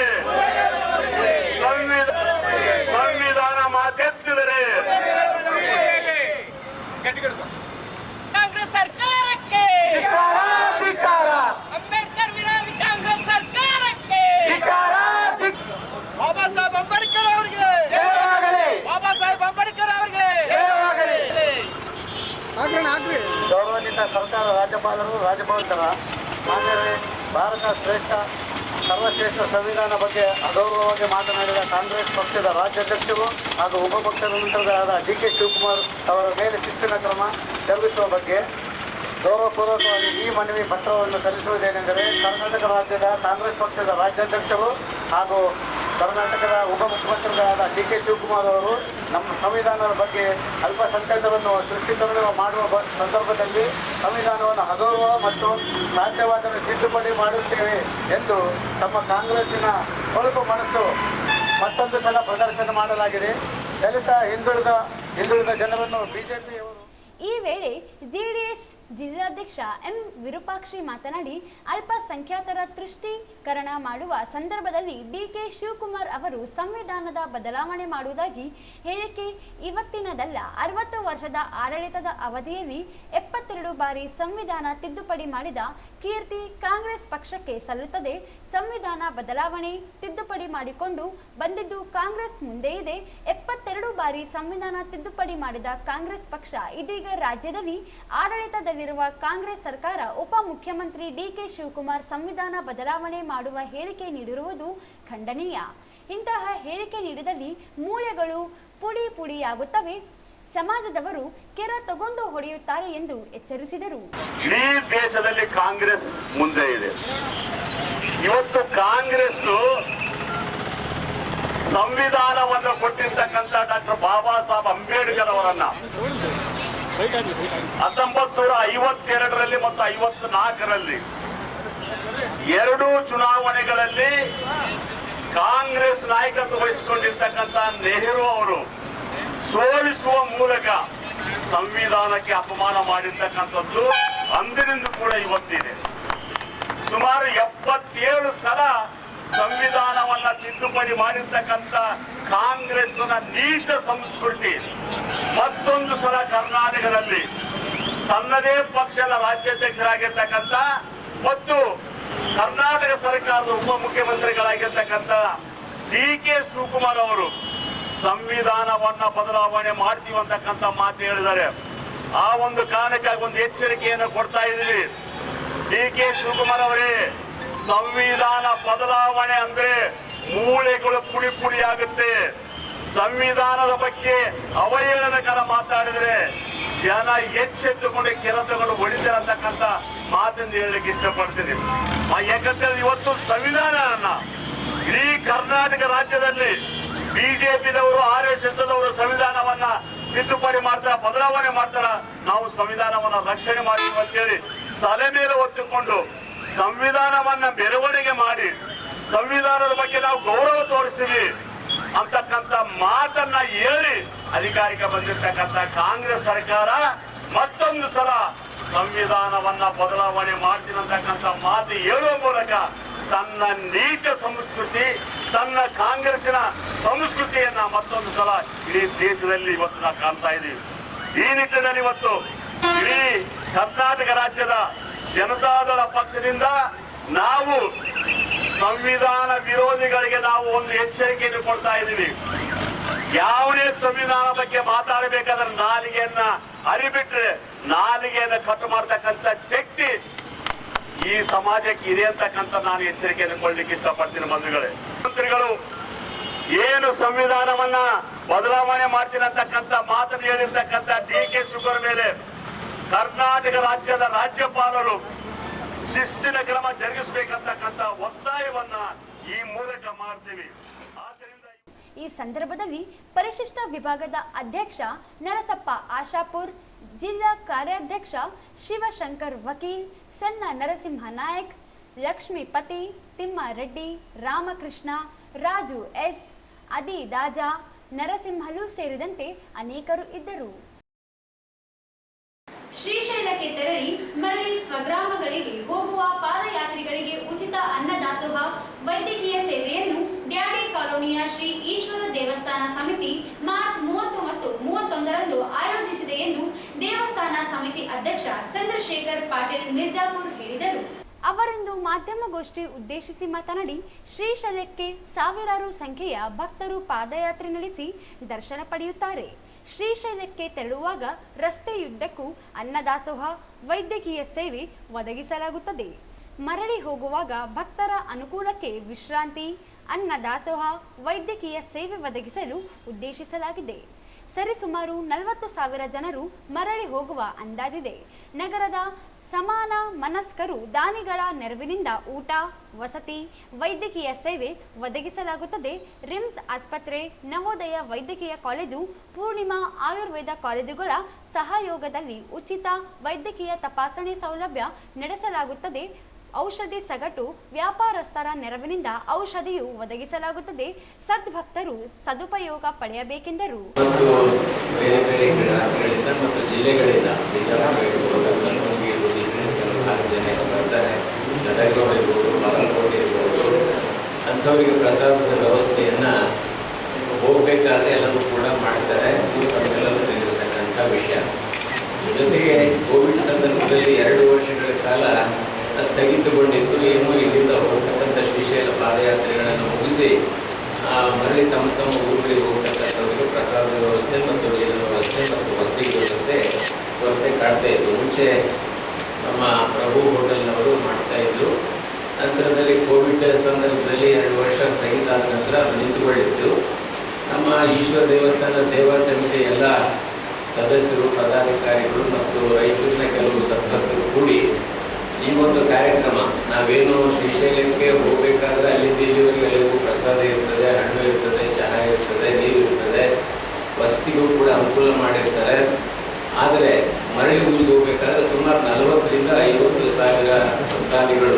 ಪಾದಯಾತ್ರೆ ಮುಖಾಂತರ ಹೋಗಿ ಬರ್ತಕ್ಕಂಥವರು ಮತ್ತು ಏನು ವಾಹನಗಳಲ್ಲಿ ಕೂಡ ಹೋಗಿ ಬರ್ತಕ್ಕಂಥವರಿಗೆ ಪ್ರಸಾದ, ನೀರಿನ ವ್ಯವಸ್ಥೆ ಮತ್ತು ಉಳಿಲಿಕ್ಕೆ ವ್ಯವಸ್ಥೆ, ಅವರಿಗೆ ಸ್ನಾನ ಮತ್ತೊಂದು ಇನ್ನೊಂದು ಮಾಡಲಿಕ್ಕೆ ಕೂಡ ವ್ಯವಸ್ಥೆಯನ್ನು ಮಾಡಬೇಕಂತಕ್ಕಂಥ ಒಂದು ಅಭಿಪ್ರಾಯವನ್ನು, ಒಂದು ಸಲಹೆಗಳನ್ನು ಕೊಟ್ಟ ನಂತರ ನಾವು 2 ವರ್ಷಗಳ ಹಿಂದೆ 2023 ಮೊದಲನೇ ವರ್ಷ ಮಾಡಿದ್ವಿ.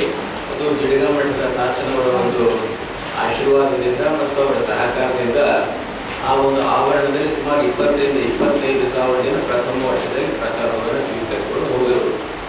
ಅದರ ಜೊತೆಯಲ್ಲಿ ಉಚಿತ ವೈದ್ಯಕೀಯ ಸೇವೆಯನ್ನು ಕೂಡ ನಮ್ಮ ರಿಮ್ಸ್ ಕಾಲೇಜಿನ ಪ್ರಾಂಶುಪಾಲರಂತ ಡಾಕ್ಟರ್ ಬಸವರಾಜ್ ಪಾಟೀಲರು ಮತ್ತು ನವೋದಯ ಕಾಲೇಜಿನ ರಿಜಿಸ್ಟ್ರಾರ್ ಆಗಿರ್ತಕ್ಕಂಥ ಶ್ರೀನಿವಾಸ ಕುಲಕರ್ಣಿಯವರು, ಜೊತೆಗೆ ಮತ್ತೆ ನಮ್ಮ ಪೂರ್ಣಿಮಾ ಆಯುರ್ವೇದಿಕ್ ಕಾಲೇಜಿನ ಕೇಶವರೆಡ್ಡಿಯವರು, ಹಾಗೆಯೇ ರಿಮ್ಸ್ ಕಾಲೇಜಿನ ಪ್ರಾಚಾರ್ಯ ಡಾಕ್ಟರ್ ಬಸನಗೌಡ ಪಾಟೀಲ್ ಮಾತನಾಡಿ, ರಿಮ್ಸ್ ನಿರ್ದೇಶಕರ ಸೂಚನೆ ಮೇರೆಗೆ ಶ್ರೀಶೈಲ ಪಾದಯಾತ್ರಿಗಳಿಗೆ ಉಚಿತ ಆರೋಗ್ಯ ಸೇವೆ ಒದಗಿಸಲಾಗುತ್ತದೆ. ನವೋದಯ ಹಾಗೂ ಇತರೆ ಕಾಲೇಜುಗಳ ಸಹಯೋಗದಲ್ಲಿ ನಿರಂತರ ವೈದ್ಯಕೀಯ ಸೇವೆ ನೀಡಲಾಗುತ್ತದೆ ಎಂದರು. ಕಾಲಿಗೆ ಏನಾರ ಗುಬ್ಬೆ ಆಗಿರ್ಬೋದು, ಮೊಣಕಾಲು ಬ್ಯಾನೆ, ಕೀಲು ಬ್ಯಾನೆ ಏನಾರಾಗಿರ್ಬೋದು, ಅದೇ ರೀತಿಯಾಗಿ ಯಾವುದೇ ತೊಂದರೆ ಇದ್ದರೆ ಅವರಿಗೆ ಇವನ್ ಶುಗರ್ ಚೆಕಪ್ಪನ್ನು ಮಾಡಲಿಕ್ಕೆ ಈ ಸಲ ನಾವು ಹಮ್ಮಿಕೊಂಡಿದ್ದೇವೆ. ಅದೇ ರೀತಿಯಾಗಿ ನಮ್ಮ ನಿರ್ದೇಶಕರಾದಂಥ ಡಾಕ್ಟರ್ ರಮೇಶ್ BH ಅವರು ಹೇಳಿದ್ದಾರೆ, ನೀವು ಪಾದಯಾತ್ರೆ ಹೋಗೋದವರಿಗೆ ಅವರು ಫ್ರೀ ಸರ್ವಿಸನ್ನು ಕೊಡಬೇಕಂತ ನಮಗೆ ಅವರು ಆದೇಶ ಮಾಡಿದ್ದಾರೆ. ಅದೇ ರೀತಿಯಾಗಿ ನಾವು ಮುಂದಿನ ಈ 31ನೇ ತಾರೀಕಿನ ದಿನ ನಾವು ಫ್ರೀ ಸರ್ವಿಸ್ ಕೊಡಲಿಕ್ಕೆ ನಮ್ಮ ರಿಮ್ಸ್ ಮೆಡಿಕಲ್ ಕಾಲೇಜಿಂದ ಮತ್ತು ನವೋದಯ ಮತ್ತು ಯಾವುದೇ ಪ್ರೈವೇಟ್ ಹಾಸ್ಪಿಟ್ಲ್ ಆಗಿರ್ಬೋದು, ಬಸವ ಹಾಸ್ಪಿಟ್ಲ್ ಆಗಿರ್ಬೋದು ಅಥವಾ ಧರಣಿ ಹಾಸ್ಪಿಟ್ಲ್ ಆಗಿರ್ಬೋದು ಅಥವಾ ಬೇರೆ ಪ್ರೈವೇಟ್ ಹಾಸ್ಪಿಟ್ಲ್ ಕೂಡದಿಂದ ಇವತ್ತು DHO ಕೂಡ DHO ಕಡೆಯಿಂದ ಕೂಡ ಅವರು ನಮಗೆ ಟ್ಯಾಬ್ಲೆಟ್ಸ್ ಆಯಿತು, ಇಂಜೆಕ್ಷನ್ಸ್ ಆಯಿತು ಫ್ರೀಯಾಗಿ ವಿತರಣೆ ಮಾಡಿ ಅವರಿಗೆ ಪೂರ ಚಿಕಿತ್ಸೆ ಕೊಡಲಿಕ್ಕೆ ನಾವು ಸಂಪೂರ್ಣವಾಗಿ ನಾವು ಇದಕ್ಕೆ ಸಹಕಾರ ಮಾಡ್ತೀವಿ ಅಂತ ಹೇಳ್ತೀನಿ. ಅದೇ ರೀತಿಯಾಗಿ ಫ್ರೀ ಆಂಬ್ಯುಲೆನ್ಸ್ ಕೂಡ ಸರ್ವಿಸನ್ನು ಅವರಿಗೆ ನಾವು ನಮ್ಮ ರಿಮ್ಸ್ ವತಿಯಿಂದ ಆಗಲಿ ಅಥವಾ ನಮ್ಮ ಪ್ರೈವೇಟ್ ಆಸ್ಪತ್ರೆಯಿಂದ ಎಲ್ಲ ಥರದ ರೀತಿಯ ಈ ಸಲ ನಾವು ಅವರಿಗೆ ಸೌಕರ್ಯ ಮಾಡಿಕೊಳ್ಳಲಿಕ್ಕೆ ಈ ಮಾಧ್ಯಮ ಮುಖಾಂತರ ಎಲ್ಲರಿಗೂ ಹೇಳಕ್ಕೆ ಇಷ್ಟಪಡ್ತೀನಿ. ಈ ಸಂದರ್ಭದಲ್ಲಿ ಗಿರಿ ಮಲ್ಲನಗೌಡ ಕರಡಕಲ್, ಚನ್ನಬಸವ, ಶಂಕರಪ್ಪ, ನಾಗಯ್ಯ ಸ್ವಾಮಿ ಇದ್ದರು. ತಾಲೂಕಿನ ನದಿ ಪಾತ್ರ ಗ್ರಾಮಗಳಲ್ಲಿ ಕುಡಿಯುವ ನೀರು ಹಾಗೂ ಬೆಳೆದು ನಿಂತ ಬೆಳೆಗಳು ಒಣಗುವ ಸ್ಥಿತಿ ಇದ್ದು, ಕೃಷ್ಣ ನದಿಗೆ ನೀರು ಹರಿಸಬೇಕೆಂದು ಜೆಡಿಎಸ್ ರಾಜ್ಯ ST ಘಟಕದ ಉಪಾಧ್ಯಕ್ಷ ಕೆ ಸಣ್ಣ ನರಸಿಂಹ ನಾಯಕ್ ಆಗ್ರಹಿಸಿದರು. ಅವರಿಂದು ಮಾಧ್ಯಮಗೋಷ್ಠಿ ಉದ್ದೇಶಿಸಿ ಮಾತನಾಡಿ, ಡೊಂಗ ರಾಂಪೂರು ಏತ ನೀರಾವರಿ ಸೇರಿದಂತೆ ಕೊರತಕುಂದದಿಂದ ಡೊಂಗರಾಂಪೂರು ಆತ್ಕೂರುವರೆಗಿನ ನದಿ ಪಾತ್ರ ಜಮೀನ ಬೆಳೆಗಳು ನೀರಿಲ್ಲದ ಒಣಗಿ ಹೋಗುವ ಸ್ಥಿತಿ ಇದೆ. ತೆಲಂಗಾಣಕ್ಕೆ ನೀರು ಹರಿಸುವ ಸರ್ಕಾರ ರಾಜ್ಯದ ರೈತರ ಹಿತ ಕಾಯಲು ಮುಂದಾಗುತ್ತಿಲ್ಲ.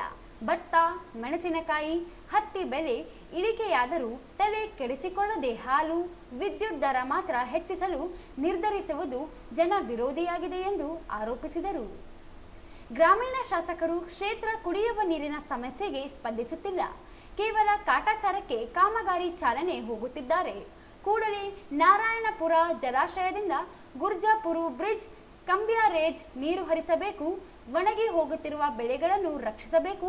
ಇಲ್ಲದೆ ಹೋದಲ್ಲಿ ರೈತರೊಂದಿಗೆ ತೀವ್ರ ಸ್ವರೂಪದ ಹೋರಾಟ ನಡೆಸಬೇಕಾಗುತ್ತದೆ ಎಂದು ಎಚ್ಚರಿಸಿದರು. ಇವತ್ತು ಬೆಳೆದಿರತಕ್ಕಂಥ ವ್ಯಕ್ತಿ ಇವತ್ತು ಕಾಟನ್ ಆಗಲಿ, ಒಂದು ಮಿರ್ಚಾಗಲಿ, ಇವತ್ತು ಭತ್ತ ಆಗಲಿ, ಇವತ್ತು ಭಾಳಷ್ಟು ರೈತರು ಸ್ಟಾಕ್ ಮಾಡ್ಕೊಂಡ್ಬಿಡ್ತಾರೆ, ಮಾರಾಟನೂ ಅದಕ್ಕೆ ಬೆಲೆ ಇಲ್ಲದಂಗೆ ಆಗಿಬಿಡ್ತಾರೆ. ಈಗ ಅವರು ಸ್ವಂತ ಮಾಡ್ಕೊಳ್ತಕ್ಕಂಥ ಬೆಲೆಗಳು ಅವ್ರು ಬೇಕಾದಂಗೆ ಏರಿಸ್ಕೊಂತಾರೆ. ಇವತ್ತು ನೋಡಿ ಮತ್ತು ಕರೆಂಟ್ ವಿದ್ಯುತ್ 36 ಪೈಸೆ ಹೆಚ್ಚಿಗೆ ಮಾಡ್ಯಾರ. ಇವತ್ತು ಉಗಾದ ಹಬ್ಬದ ಗಿಫ್ಟ್ ಕೊಟ್ಟಾರ ನಮಗೆಲ್ಲ ಸರ್ಕಾರ. ಅದಾದಮೇಲೆ ಪ್ರತಿ ಲೀಟ್ರ್ ಹಾಲಿಗೆ 4 ರೂಪಾಯಿ ಹೆಚ್ಚಿಗೆ ಮಾಡ್ಯಾರ. ಈಗ ಇವೆಲ್ಲ ಮಾಡ್ತಕ್ಕಂಥ ಅವು ರೇಟ್ಗಳು ಏರಿಸ್ಬೇಕಾದ್ರೆ ಅವರು ಬೇಕಾದಾಗ ತಿಂಗಳಿಗೊಂದು ರೇಟ್ ಏರಿಸ್ಕೊಂತ ಹೋಗ್ತಾರೆ. ಇವತ್ತಿದೆ ರೈತರು ಬೆಳೆದಿರ್ತಕ್ಕಂಥ ಬೆಳೆಗಳಿಗೆ ರೇಟ್ ಏರ್ಸೋಕೆ ಆಗ್ಬೋದು. ಈ ಗ್ಯಾರಂಟಿಗಳು ಯಾರು ಕೊಡೋಂತ ಹೇಳಿದ್ರು ಅವರು ಗ್ಯಾರಂಟಿಗಳು ಅವಶ್ಯಕತೆ ಇರ್ತಾರೆ ಕೊಡೋದು. ಇದು ಕೊಡಬೇಕು ಯಾಕೆ, ಇವೆಲ್ಲ ಮಾಡಬೇಕು ಯಾಕೆ? ಹಾಗಾಗಿ ಇವತ್ತು ನೋಡ್ರಿ ಅವ್ರು ಕೂಡ 2,000 ರೂಪಾಯಿಗೆ ಇವತ್ತು ನಮ್ಮನ್ನೆಲ್ಲ ತೊಗರಿ ತೆಕ್ಕೊಂಡು ತಿನ್ನಕತ್ತಾರೆ. ಇವತ್ತು ಇವ್ರು ಬಂದಾಗಲಿಂದ 9 ರೂಪಾಯಿ ಪ್ರತಿ ಲೀಟ್ರಿಗೆ ಹಾಲು ರೇಟ್, ಪ್ರತಿ ಮನೆಯಾಗ 1 ಲೀಟ್ರ್ ಹಾಲು ಅಂತ ತೊಗೊಳ್ತಾರೆ. ಇವತ್ತು ಅದು ಎಷ್ಟೋ ಮಟ್ಟಿಗೆ ರೊಕ್ಕ ಜಮಾ ಅಥವಾ ಅಷ್ಟು ರೊಕ್ಕ ಜಮಾ ಮಾಡ್ತಾರೆ ಸರ್ಕಾರ. ಅದಾದಮೇಲೆ ಇವತ್ತು ರಿಜಿಸ್ಟ್ರೇಷನ್ ಅಂದರೆ 1 ಎಕರೆಗೆ 10 ರೂಪಾಯಿ 10,000 ಇತ್ತು. ಅದು ಇವತ್ತು ಎಷ್ಟಾಗಿದೆ ಅಂದರೆ 36,000 ಆಗ್ಯದ 1 ಎಕರೆಗೆ ರಿಜಿಸ್ಟ್ರೇಷನ್ ಮಾಡಿಸ್ಬೇಕು. ಬಡವರು ಎಲ್ಲಿಗೆ ಹೋಗ್ಬೇಕು? ಅದಕ್ಕೆ ದಯಮಾಡಿ ಸರ್ಕಾರ ಮಾಡಿರ್ತಕ್ಕಂಥ ಈ 2.5 ವರ್ಷದಾಗ ರೈತರಿಗೆ ಭಾಳಷ್ಟು ಅನ್ಯಾಯ ಮಾಡಾಕತ್ತದ. ಅದಕ್ಕೆ ಇಂಥ ಸರ್ಕಾರವು ಯಾಕೆ ಆಗಲಿಲ್ಲ ಅಂದ್ರೆ ರಾಜೀನಾಮೆ ಕೊಟ್ಟು ಮನೇಲಿ ಕೂಡ್ಬೇಕಂತ ನಮ್ಮ ರೈತರು. ಇವತ್ತು ನೋಡ್ರಿ, ನಮ್ಮ ಗ್ರಾಮೀಣ ಶಾಸಕರು 8 ವರ್ಷ ಆಯ್ತವರು, 7.5 ವರ್ಷ ಆಯ್ತು ಶಾಸಕರಾಗಿ, ಇನ್ನು 2.5 ವರ್ಷ 10 ವರ್ಷ ಆಯ್ತು. ಇವತ್ತು ಗ್ರಾಮೀಣ ಭಾಗದಾಗ ಒಂದು ರೋಡ್ ಇಲ್ಲ. ಇವತ್ತು 2 ಲೈನ್ 50 ಕಿಲೋಮೀಟರ್ದಾಗ 2 ನದಿಯಾವ, ನಮ್ಗೆ ಕುಡಿಯೋಕೆ ನೀರಿಲ್ಲ. ಇದರ ಬಗ್ಗೆ ಇವತ್ತು ಈ ಶಾಸಕರು. ಈ ಸಂದರ್ಭದಲ್ಲಿ ಜೆಡಿಎಸ್ ಎಸ್ಟಿ ಘಟಕದ ಅಧ್ಯಕ್ಷ ಹಂಪಯ್ಯ ನಾಯಕ್, ನಾಗರಾಜೇಗೌಡ, ರಂಗನಾಥ, ಮಲ್ಲನಗೌಡ ಉಪಸ್ಥಿತರಿದ್ದರು. ಗ್ರಾಹಕರ ದಾಖಲೆಗಳು ಪಡೆದು ಬ್ಯಾಂಕ್ ಆಫ್ ಮಹಾರಾಷ್ಟ್ರ ನಗರ ಶಾಖೆ ಮ್ಯಾನೇಜರ್ ಕೆ ನರೇಂದ್ರ ರೆಡ್ಡಿ ಎಂಬುವವರು 10,97,00,000 ವಂಚನೆ ಮಾಡಿರುವ ಸೈಬರ್ ಶಾಖೆಯಲ್ಲಿ ದೂರು ದಾಖಲೆಯಾಗಿದೆ. ಬ್ಯಾಂಕ್ ಮ್ಯಾನೇಜರ್ ಆಗಿ ಸೇವೆ ಪ್ರಾರಂಭಿಸಿ ಕಳೆದ 3 ವರ್ಷಗಳ ಅವಧಿಯಲ್ಲಿ 105 ನಕಲಿ ಬ್ಯಾಂಕ್ ಖಾತೆ ಸೃಷ್ಟಿಸಿ ಗೋಲ್ಡ್ ಲೋನ್ ಮಂಜೂರಿ ಮಾಡಿರುವುದಾಗಿ ವಂಚಿಸಿರುವ ಪ್ರಕರಣ ಬಯಲಾಗಿದೆ. ಬ್ಯಾಂಕ್ ಖಾತೆ ಹೊಂದಿರುವ ಗ್ರಾಹಕರಿಗೆ ಗೊತ್ತಿಲ್ಲದಂತೆ ಖಾತೆ ತೆಗೆದು 29 ನಕಲಿ ಖಾತೆಗಳಿಗೆ ಹಣವನ್ನು ವರ್ಗಾವಣೆ ಮಾಡಿಕೊಂಡಿರುವ ಆರೋಪ ಕೇಳಿಬಂದಿದೆ. ಮ್ಯಾನೇಜರ್ ನರೇಂದ್ರ ರೆಡ್ಡಿ 8 ಜನ ಸಂಬಂಧಿಕರ ಖಾತೆಗೆ ಹಣ ವರ್ಗಾವಣೆ ಮಾಡಿದ್ದು, ಹಿಂದಿನ ಬ್ಯಾಂಕಿನ ಉದ್ಯೋಗಿಯೊಬ್ಬರ ಖಾತೆಗೂ 88 ಲಕ್ಷ ರೂಪಾಯಿ ಹಣ ವರ್ಗಾವಣೆ ಮಾಡಿರುವುದು ತನಿಖೆಯಿಂದ ಬಹಿರಂಗವಾಗಿದೆ. ಮ್ಯಾನೇಜರ್ ಅಧಿಕಾರ ಅವಧಿಯಲ್ಲಿ ನಡೆದ ವ್ಯವಹಾರ ಕುರಿತಂತೆ ಮಹಾರಾಷ್ಟ್ರ ಬ್ಯಾಂಕ್ ಅಧಿಕಾರಿಗಳು ನಡೆಸಿದ ವ್ಯವಹಾರ ಕುರಿತು ಲೆಕ್ಕ ಪರಿಶೋಧನೆ ನಡೆಸಿದಾಗ ನರೇಂದ್ರ ರೆಡ್ಡಿ ಕಳ್ಳಾಟ ಬಯಲಾಗಿದೆ. ಬ್ಯಾಂಕಿನ ಪ್ರಾದೇಶಿಕ ಅಧಿಕಾರಿ ಸುಚೇತಾ ನೀಡಿದ ದೂರಿನ ಮೇರೆಗೆ ಸೈಬರ್ ಪೊಲೀಸ್ ಠಾಣೆಯಲ್ಲಿ ಪ್ರಕರಣ ದಾಖಲಾಗಿದೆ. ಆರೋಪಿ ನರೇಂದ್ರ ರೆಡ್ಡಿ ಪರಾರಿಯಾಗಿದ್ದಾನೆ. ಪ್ರಕರಣ ದಾಖಲಿಸಿಕೊಂಡಿರುವ ಪೊಲೀಸರು ತನಿಖೆ ಮುಂದುವರಿಸಿದ್ದಾರೆ. ಲಲಿತಾ ಹಿರಿಯ ನಾಗರಿಕರ ಮನೆಯಲ್ಲಿ ಸುಷ್ಮಾ ಪತಂಗೆ ಹುಟ್ಟುಹಬ್ಬ ಆಚರಣೆ ಮಾಡಲಾಯಿತು. ಸಮಾಜ ಸೇವಕಿ, ರೋಟರಿ ಇನ್ನರ್ ವೀಲ್ ಕ್ಲಬ್ನ ಜಿಲ್ಲಾ ಚೇರ್ಮನ್ ಆಗಿ ಸೇವೆ ಸಲ್ಲಿಸುತ್ತಿರುವ ಸುಷ್ಮಾ ವಸಂತರಾವ್ ಪತಂಗೆ ಇವರು ಲಲಿತಾ ಹಿರಿಯ ನಾಗರಿಕರ ಮನೆಯಲ್ಲಿ ತಮ್ಮ ಹುಟ್ಟುಹಬ್ಬವನ್ನು ಕೇಕ್ ಕತ್ತರಿಸಿ ಹಿರಿಯ ನಾಗರಿಕರಿಗೆ ಅನ್ನ ಸಂತರ್ಪಣೆ ಮಾಡುವುದರ ಮೂಲಕ ಹಿರಿಯರ ಆಶೀರ್ವಾದ ಪಡೆದು ತಮ್ಮ ಹುಟ್ಟುಹಬ್ಬವನ್ನು ಆಚರಿಸಿಕೊಂಡರು.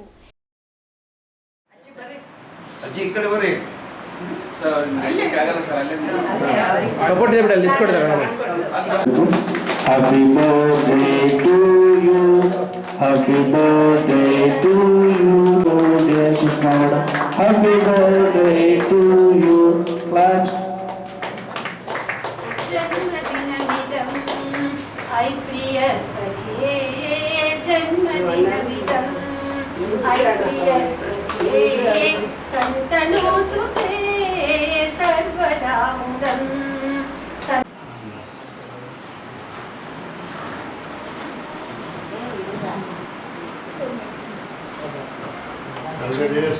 ಆಗಲೇ ನಿಮ್ಮ ಆಶೀರ್ವಾದ ಬೇಕು.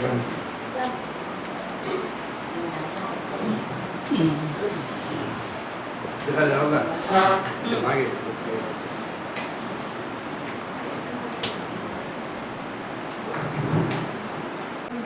ಮೇಡಮ್ ಎಲ್ಲ ಸ್ವಲ್ಪ ತಗೊಳ್ಳಿ, ಒಂದು ಪ್ಲೇಟ್ ತಗೊಳ್ಳಿ.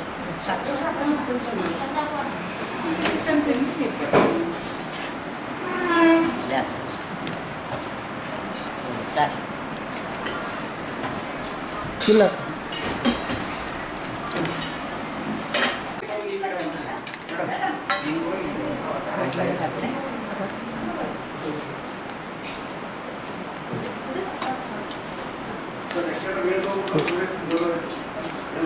ಸರ್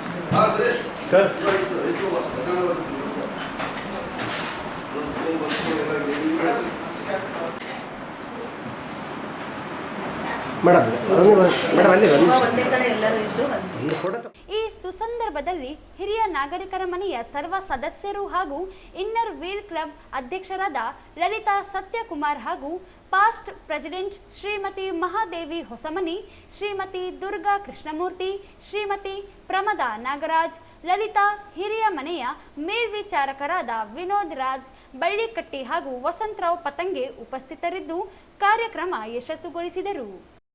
ಕೊನೆಯಲ್ಲಿ ಮತ್ತೊಮ್ಮೆ ಹೆಡ್ಲೈನ್ಸ್.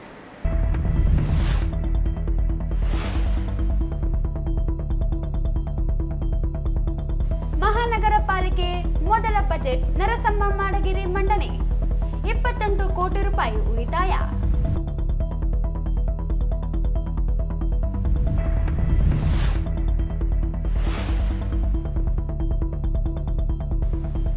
ಪರಿಶಿಷ್ಟ ಜಾತಿಗಳ ಒಳ ಮೀಸಲು ಮಾದಿಗರಿಗೆ 8% ಮೀಸಲು ನಿಗದಿ ಪರಿಗಣಿಸಲಿ.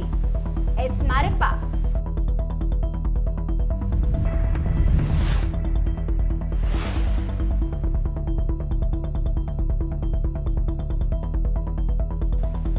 ಪರಿಶಿಷ್ಟ ಒಳ ಮೀಸಲಿಗೆ ಮತ್ತೊಂದು ಸಮೀಕ್ಷೆ ನಿರ್ಧಾರ ವಿರೋಧಿಸಿ ಪ್ರತಿಭಟನೆ.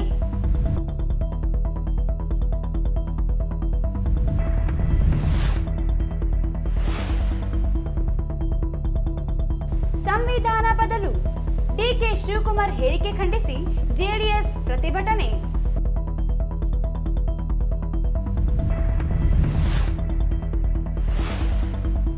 ಶ್ರೀಶೈಲ ಪಾದಯಾತ್ರಿಗಳು ಮಾರ್ಚ್ 30 ಮತ್ತು 31ರಂದು ಅನ್ನದಾಸೋಹ, ವೈದ್ಯಕೀಯ ತಪಾಸಣೆ. ಚಂದ್ರಶೇಖರ್ ಮಿರ್ಜಾಪುರ್.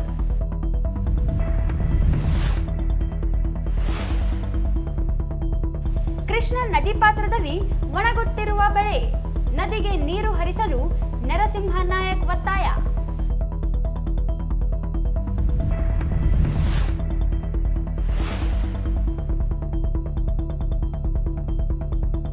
ಮಹಾರಾಷ್ಟ್ರ ಬ್ಯಾಂಕ್ ವ್ಯವಸ್ಥಾಪಕ ನರೇಂದ್ರ ರೆಡ್ಡಿಯಿಂದ ಗ್ರಾಹಕರಿಗೆ 10 ಕೋಟಿ ರೂಪಾಯಿ ವಂಚನೆ, ದೂರು ದಾಖಲು.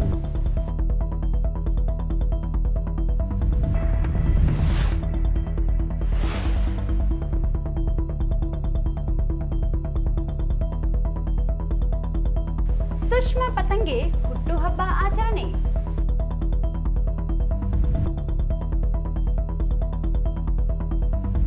ಇಲ್ಲಿಗೆ ವಾರ್ತೆಗಳ ಪ್ರಸಾರ ಮುಕ್ತಾಯವಾಯಿತು. ಮುಂದಿನ ವಾರ್ತೆಗಳೊಂದಿಗೆ ಮತ್ತೆ ಭೇಟಿಯಾಗೋಣ. ವಂದನೆಗಳು.